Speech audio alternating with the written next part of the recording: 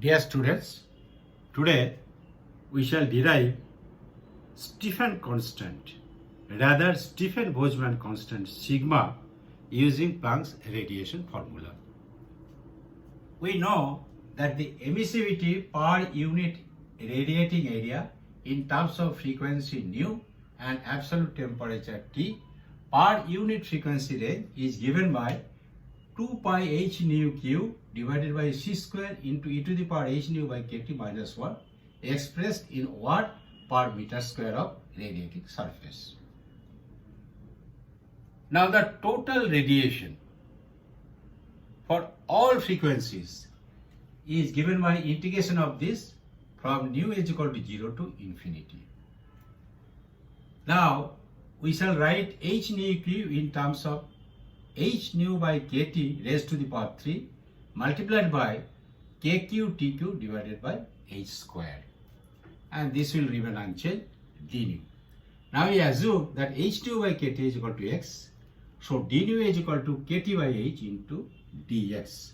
So we replace d nu here, and accordingly we get 2 pi by c square, taking this constant outside, 0 to infinity x cube kq tq divided by h square into 1 divided by e square minus 1 into kt by h dx.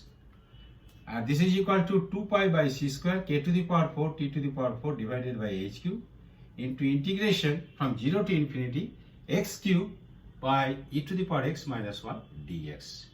Now the value of this integral is pi to the power 4 by 15. So we get this ultimately, and let it be sigma into t to the power 4.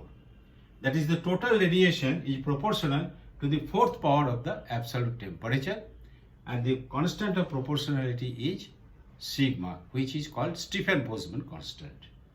And if we put the values of all the constants, then we get sigma is equal to 5.678 expressed in watt per meter square raised to the power and t raised to the power minus 4.